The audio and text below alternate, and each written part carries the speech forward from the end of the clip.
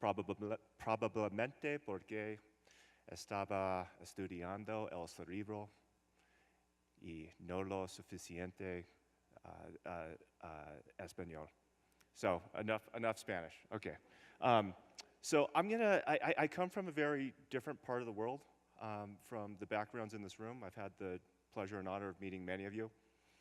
And just to give you a little bit of about my background, I'm a medical doctor by training, also a neuroscientist. So I went to Stanford for medical school and to study neuroscience, and since then, I've developed a professional career in specifically using electricity to interact with the brain for some sort of benefit to humanity. So we'll talk about that a little bit more in a second, but just to set the stage, in the next 20 minutes, I want to introduce to you a whole new paradigm of human performance that I will argue has remained untapped until now. So when we think about athletic performance, the vast majority of our efforts in coaching and training has been the neck and below. So it's been about muscles and the heart for endurance. People have neglected the brain. And I will argue that what makes an athlete great versus good is the brain and the rate at which they acquire knowledge from practice. So let me just seed that thought with you, and let's talk a little bit more about the brain and the use of electricity. So this is a snapshot of my last company. I was here for about 10 years. So I was a very early employee, a single-digit employee. We raised $250 million US to develop this product. So what you see on the left is very small, the size of a small matchbox, and that gets implanted in the skull with electrodes that get implanted in the brain.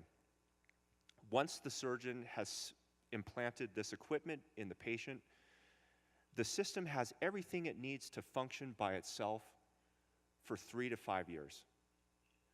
So what does it do?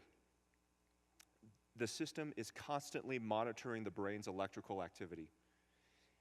And if it detects an electrical signal that's suggestive of a seizure about to happen, it proactively delivers a small electrical impulse to the brain to normalize this activity. So epilepsy is a disease of seizures, and I know I'm probably giving the translator hell up there with all these scientific terms. Epilepsy is a disease of seizures, and drugs do not work. Often, drugs are worse than the disease itself, and patients will choose to have the disease than the side effects from the drugs. Here we have a system that uses electricity to basically short-circuit the seizure process. Incredibly efficacious. So we had our big day in front of the US government, the FDA, and they voted 13-0 in favor of approval for this product. So this is now live out there helping thousands of people with epilepsy. And in many cases, these people are effectively cured of their epilepsy. So imagine that. And we have a disease that's typically incredibly difficult to treat or impossible to treat with drugs. But if we use electricity to interact with the brain, in many cases, we can cure it. This is not my last company, but this is another example of how electricity can be used in the brain. This is a gentleman with Parkinson's disease, and you can see the characteristic tremor. This is the same gentleman literally seconds after you turn on the neurostimulator. I mean, the results are that dramatic. So these products have been out there. This product has been out there for 2 decades. Many of you in this room have never heard of this product or seen it. But brain stimulation is actually a huge business. There's deep brain stimulation systems for Parkinson's disease. You just saw that. There's spinal cord stimulation systems for chronic pain, and so on and so forth. I talked to you about my last company for epilepsy. This is a $5 billion industry every year. So what has been confined, like using electricity and the brain for this community that we're speaking to may be new, but for doctors it's been around for a long time, and providing incredible benefit for the people who have undergone the surgery to have these products implanted. Now, this is the problem with all of these systems. It's the medical implant. Nobody wants this. Okay, we're talking about electrodes in the brain and pulse generators under the skin. Nobody wants this, even somebody who is very sick. So my vision for Halo, my vision and my co-founder's vision for Halo is, what if we can make these neurostimulation systems available without surgery? What if we can harness the technologies of neurostimulation that has been used in medicine successfully for 2 decades and build it into a wearable package that people know and love and can use themselves? You know, this is an opportunity that we could really reshape humanity along multiple dimensions. We're talking about sports today, but I want you to envision a world where there's multiple products like this for multiple different use cases. Okay, so what we found in the scientific literature in looking for technologies that can stimulate the brain from the outside, non-invasively, this is what we found. We found a field that started from 0 that grew to 2,000 papers in the span of 10 years. This is amazing. So what started with neurophysiology that led to empirical results, that led to an understanding as to the mechanism as to how this is happening, which led to application. All of this has happened in the last 10 years with explosive growth in the published literature. The US military has been playing around with this technology and getting results. So the United States Air Force has been using this technology to train drone pilots, and the Army has been using this technology to train snipers, where the training times are accelerated by 2x if you train these soldiers with neurostimulation versus not. So let's talk about how this technology works. It relies on placing electrodes on the scalp to create electric fields that interact with the brain. Now, you can be picky in where you put the electrode. Put the electrode over the part of the brain that you want to get better. That'll be important in a second. A 20-minute session with neurostimulation with this electrode will induce a temporary state of what neuroscientists call hyperplasticity. Sorry, translator. Another way of saying this is hyperlearning. That lasts for about an hour. So 20 minutes buys you an hour of hyperlearning.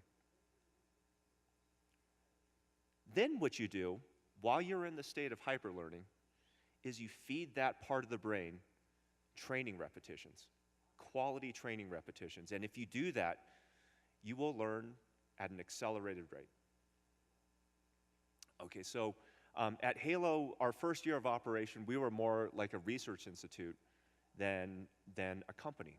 Like you imagine Silicon Valley startup companies, we were nothing like that. We didn't think about business one time in our first year. All we cared about was data. And so we did a bunch of research. We tested 1,000 people in our first year. And what we found is the data related to stimulating the special part of your brain called the motor cortex, the special part of your brain that controls movement in our bodies, that if we stimulated this part of the brain and we paired that with movement training, we would get dramatically accelerated results. So movement-based training obviously has an application in sports training. Sports training is movement-based training. So from our lab, we started to work with college-level athletes and then professional and Olympic athletes, and we continue to, like these numbers are dated. We've tested over 2,000 people to date. The data really led us to a use case in sports. So I could have never predicted that my nerdy little career in neuroscience would have ever led me to this conference talking to a room full of sports professionals. Okay, so this is, over here on the right, you see a cartoon of what Halo Sport looks like. Halo Sport is our first product. And you'll notice that it looks like a set of headphones. And the reason for that is because neuroanatomically, the part of your brain that controls movement sits right above your ears. So any set of headphones, Beats or Bose or JBL, it doesn't matter, the arch of the headphone just naturally goes over the motor cortex. So you could see here, this is Halo Sport. You can see these special features on the underside of the arch of the headphone. That's where the business happens. Those little pieces we call primers, but effectively those are electrodes that create the electric field that interact with your brain. Let's go, we are a very data-forward company. Let's look at some data. So here, we're working at an elite training facility in Dallas, Texas, owned by Michael Johnson, who's a 4-time Olympic gold medal winner. You might remember him from the gold shoes.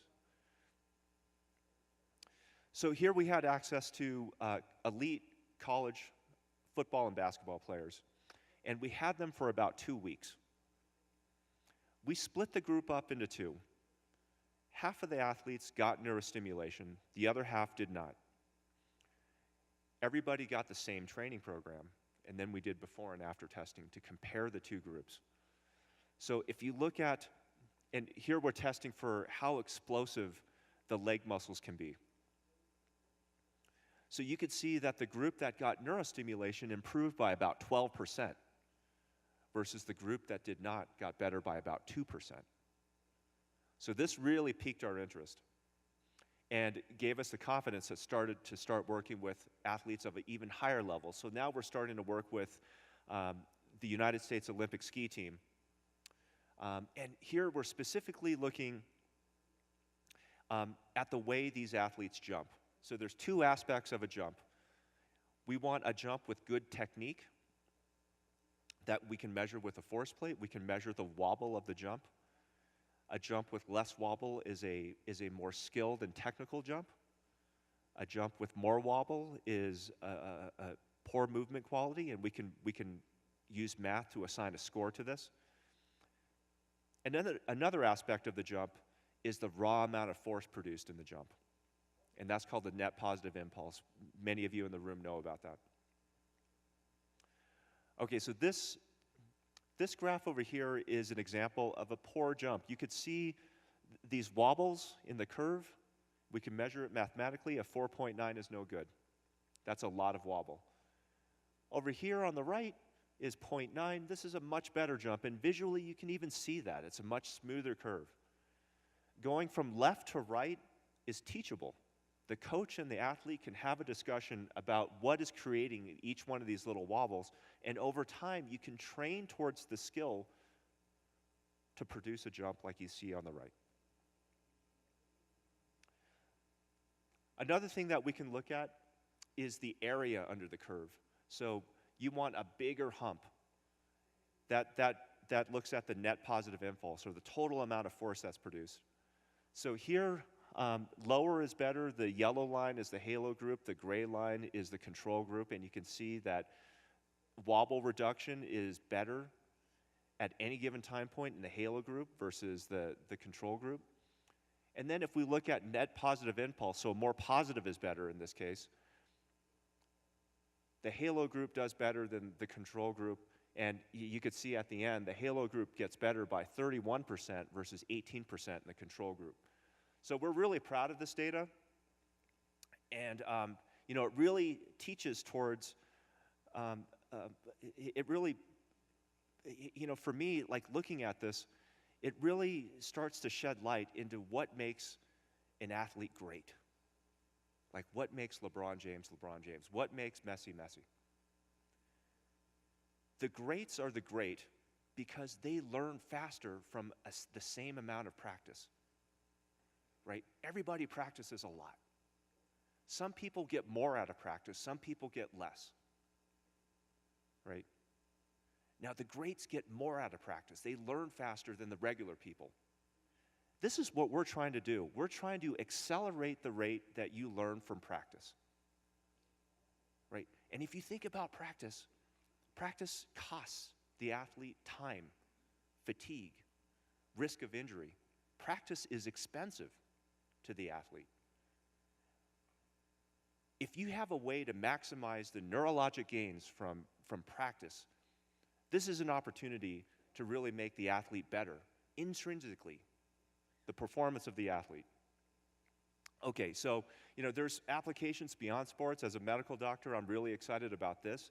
So in the same way we could help an athlete get more from their physical training, what if we can help a stroke victim get more from their physical therapy?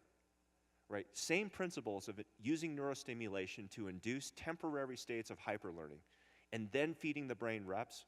We have the opportunity, I think, to really reshape the way we think about medicine and the practice thereof. So there's applications in the military. So the military is actually Halo's biggest customer. We're active with all 4 branches of the military. We focus only on special operations. And in a short amount of time, we really have an elite group of both coaches and trainers and athletes, all believers in the technology, and I couldn't be more excited to be working with this really amazing crew of people. So let me leave you with this. I'm about to get the hook. Think about the things in your life that you want but can't have because of your brain. This is the good part. Our brains have latent capacity to learn, to retain, and process. What if we can unlock this potential? What would you start learning today if you can tap into that potential? What if you wanted to learn guitar? What if you wanted to learn Italian? These things you might want in your life, but you don't even start because it takes too long to learn. We want to challenge the 10,000-hour rule. We think it sucks. What if we could reduce 10,000 to 5,000? What would you start today? So, thank you very much for your time.